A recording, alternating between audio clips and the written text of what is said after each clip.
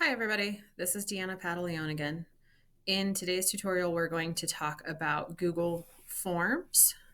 Google Forms is an application that you can use for surveys. There's a quiz function. It's pretty awesome. Lots of different options for you to use with that. To get to Google Forms, you have two different options. You can either go to the Omnibar and type in forms.google.com and it'll take us to Google Forms. Or if we are at our home screen here on Chrome, we can go to the waffle, click on that, and then we can find Google Forms. So once Google Forms opens, it looks a lot like all the other Google programs in this initial page where we can see some different templates here. So we can click on the templates if we want to look at those. We go to general.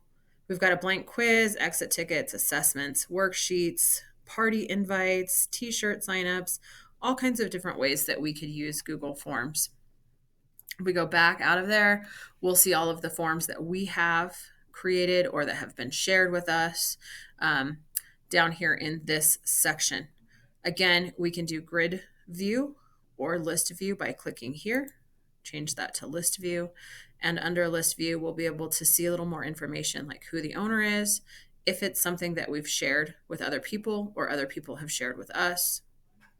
If it is something that lives in a shared drive, it's got this block with the people in there. So lots of different options to view things there. We can sort this information by the last time it was opened or last modified, the title of it. We can do a search up here. So if we have the title or we know the person who sent it to us, we can search for what they are sending us or for that document, that form in here. So there are really two types of forms at this point, and we're going to go through both of those. The first one we're going to do is just a regular form that we would use for like a course evaluation or for a survey if you wanted to give a survey to somebody. So we're just going to click on and start a blank form here. When it first comes up, this is what it looks like. We're going to title our form over here, Forms Tutorial. Here we've got the purple background. This is all customizable, so we can change that. We do that by going here to this painters, I don't know what those are called, but the painter's deal there.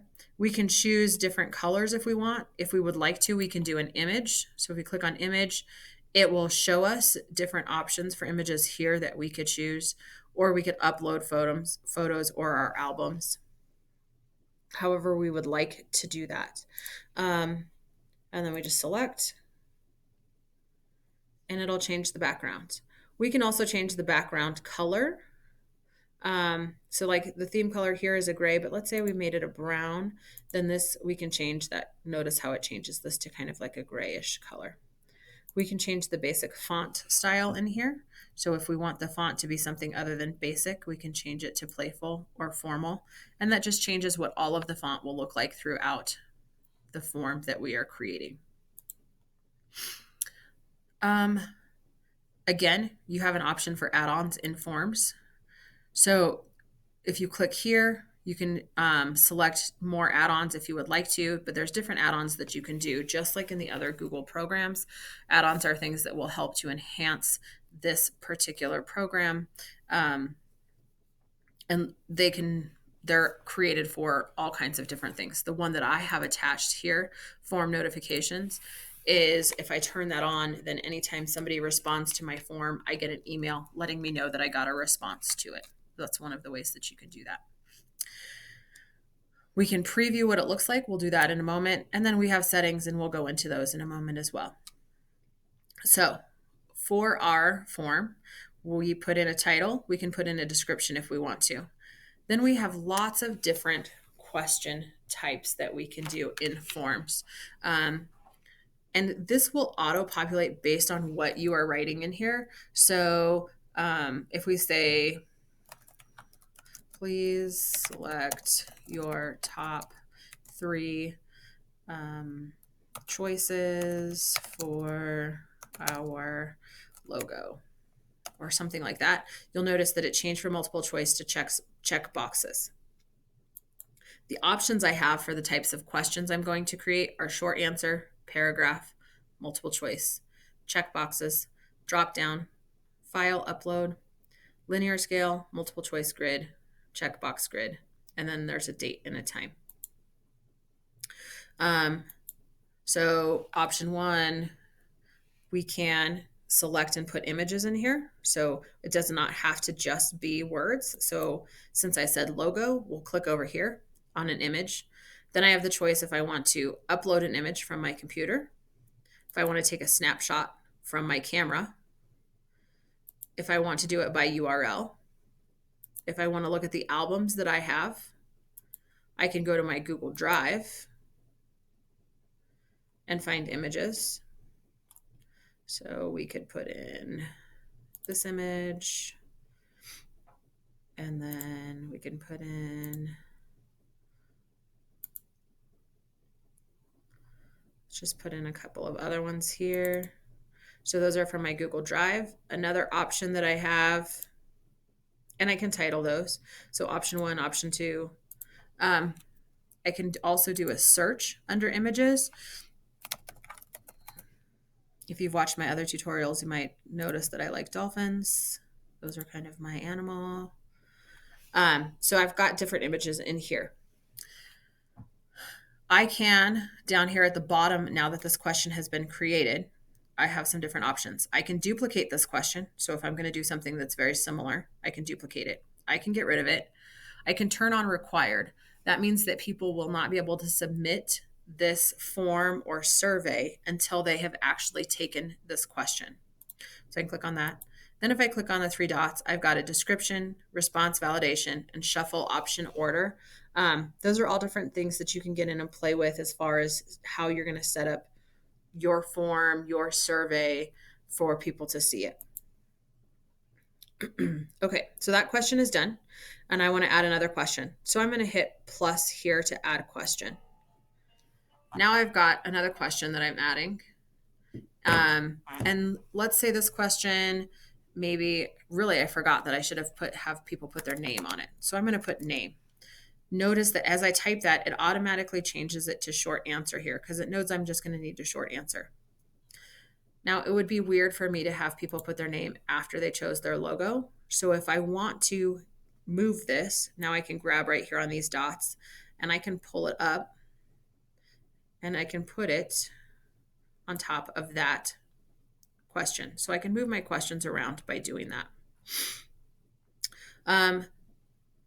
I can import questions. So if I had questions in other forms that I think I like, I can do that by clicking on this spot right here. So I'm going to import questions. I'm going to find a quiz that, or find a form that maybe I want to import those from. So let's click on this one. And then you'll see I've got name, grade, date, and what are you having trouble with? So let's say I want to import this question. What are you having trouble with? I click on import question, and now it goes in there. It pops up under name because my cursor was still right underneath there. So if I want to move this one down, again, I just grab and I can pull down to that one. And then I click underneath, and that's where my next question will go. Other options that I can put in here is that I can add a title or a description. So if I want to have different sections, I could do that by adding another title here. So this is section 2. And maybe this is about whatever we want to have that about. But we can put in different titles and descriptions to break up sections there. We can actually add separate sections. So this, now we see 2 of 2. This is completely separate. What that does is allow us to change if we want to go to section 1, go to section 2, submit form. There's lots of different options in here and how we want that to be ordered. We can also add in an image, and it looks just like it did before. So we could here in search.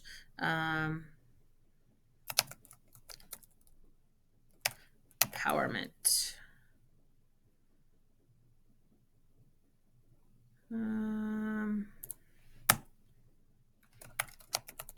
Let's do learning. If we import learning, we can select that. We'll see that that is now here with our image. We can give our image a title. So that just might be something that you want to have an image in there, and then options for people to look at underneath that, or you put image, or you put questions and options underneath there. We can also add video. We click on add video. We'll search through YouTube, or you can attach the URL here if you want to do that. Okay, I want to show you some of the other question types. So we looked at short answer with the name here. We did a drop down. So let's go ahead and add in, oops. Okay, so we have another question that pulled up down here.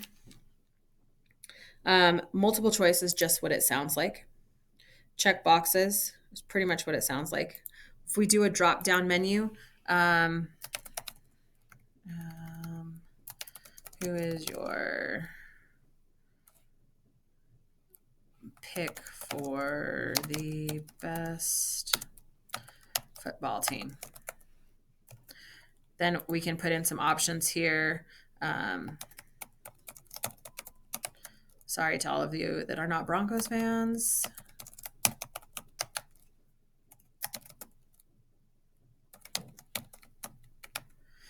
Okay, so we've got some options there. Again, I can select it to be required if I want to or not. Another question type that we have then is a linear scale. So if we put that in, we will write our question here. They will have, they'll label these things from 1 to 5. So your favorite Google feature. Share drawings.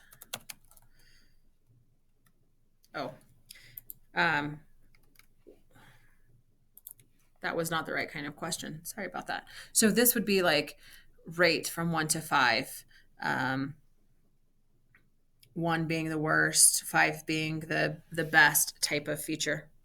Sorry about that. I got that confused there. Okay, multiple choice grid. So we'll be able to see multiple choice where they can match things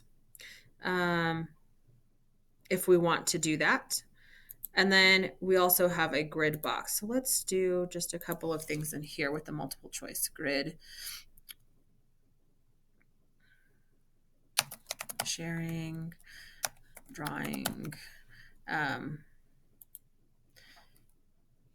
Let's see, docs, slides. Just add a couple of things in there. And then we're going to add a multiple choice grid, or the checkbox grid. We'll do colors. I just want you guys to be able to do a preview and see what these look like in here. Okay, so now that we have some different question types in there, we can come up here to the eyeball, and this will allow us to preview what our form is going to look like. Oh, it didn't let you guys preview that because it popped me out to a different tab, and it's not going to let you see that. So under preview, it will allow you to go in and see what those different questions will look like. I can't take you there right now. You'll be able to see that. So this is a way to do a survey for people. Then once your responses start coming in, you can come back to your survey here and you click on responses. And underneath here, you will see responses that have come in. I'm going to take you back to one of my forms so that you'll be able to see what that looks like.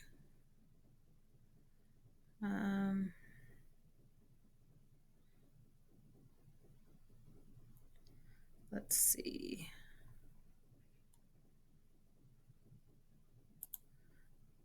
I don't don't know if I have any responses in here, but let's look and see if we have anything.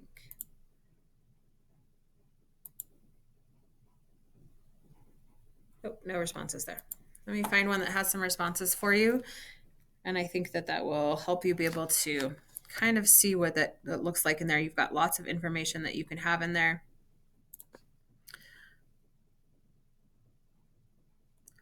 If we open this one, we go to responses underneath. We'll see that there are lots of responses. We can set it up so we can see who has responded. There are different graphs and things that you can see under here to work with. And then if you want to see, so that's a summary. If you want to see individuals, you click on that, and then you can scan through and actually read their individual responses, and you just skip through here. So it's a really nice way to go about looking at those things.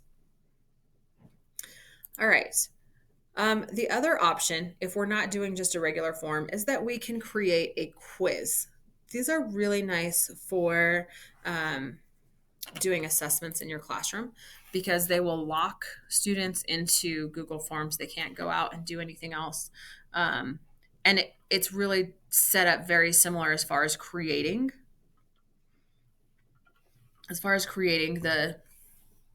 the quiz itself or the form itself. So we'll give it a title. You've got the same question types here.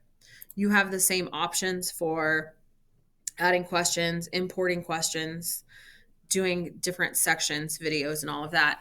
Where this really changes is that we're going to put in an answer key. And in our answer key, we're going to provide points. And it will auto grade for you and give students a total grade up here. So it's kind of nice. If you're doing a written response, it does not auto grade. You have to go in and grade those. But it works really well. This is something that I've used previously for quizzes and tests in my classroom. The most powerful part about this is you come up here to settings, and you can turn any form that you've already created into a quiz if you did not create it in quiz. And that's all done through settings here. Under general settings, we can choose whether or not we want to collect people's email addresses. We can select if we're going to restrict it to just Canyon City users, or if we're going to allow people to go outside of, if we're going to share it with people outside of this. We can limit to one response or not. Okay. We can allow them to edit after they've submitted, or see summary charts and text responses. Those are all things I probably would not leave checked. And I usually don't limit to one response. Sometimes on quizzes I will. The presentation of it. So how does it look for them as they are taking it? So do you want to show a progress bar? Do you want them to see that, they're at 2 of 20 questions? Do you want to shuffle your question order? I always suggest doing this, especially if you're doing a quiz. It just kind of makes it so that kids can't look on other kids' things. Do you want to show a link to submit another response? If you have it checked where they can only submit one response, this is probably not a very good idea. Under quizzes, okay, so you can here to click this to make this as a quiz. We started under quiz, but if you started creating this under just a regular form, you can come here to settings, click quizzes, and turn this on, and it will turn it into a quiz for you so that you have all of the same options as the quiz, like the auto grading. You will have to go back in and put a key in for multiple choice questions if you want to do that, or you can just grade separately after they come back to you in response. Here's where you can turn on the locked mode for your Chromebooks. This is specific to Chromebooks. Okay, so we turn on locked mode, and that means kids cannot leave this program until they have hit submit once they started taking the quiz. You can choose to release the grade immediately after each submission or later after manual review. If you are doing written response, I would suggest that you do later after manual review, because students are going to see, if you don't, students are going to see that they got like a 5 out of 30 because you don't have any grade in for that written response yet. It's not going to show any points for that. Then you can choose whether or not they get to see missed questions, correct answers, or point values. Again, this is all stuff that's dependent upon what you want them to see and what type of assessment maybe that you're giving them. I would maybe not show them correct answers if I was in a secondary setting where students are going to go and could possibly screenshot or share correct answers with um, classmates or people that are coming into your class later. So just different options, and then you hit save. That's really where the power of quizzes or where the power of forms comes in, I think, for education specifically. Um, just as in everything else, you can share, you can add a collaborator. We do that down here. So add collaborator. This means that if other people are helping me work on and create this, another teacher, for example, I would add them here. Otherwise, the share feature here is really about sharing it to people who need to take it. So I can send it to people individually via their email, and they'll get the quiz or the survey or whatever that is for them to take. You can write your own message here. So, hey, just wanted to get some feedback from you. Would you fill this out for me? Kind of thing. You can include the form in the email versus them going to a link. Your other option is you can get this shareable link and send that out in a mass email to people. Hey, go to this form. Please fill this out. You can get an embed code so that you can embed this into maybe a slides document or something else if you wanted to embed that for people to see. So all of those different options is how you get your form out to people so that they can take the quiz or take your survey. Again, lots of different things that you can use this for. If you're really unsure, the template is a good place to start. Otherwise, again, it's great for giving assessments in your class, both formative and summative assessments. Thanks.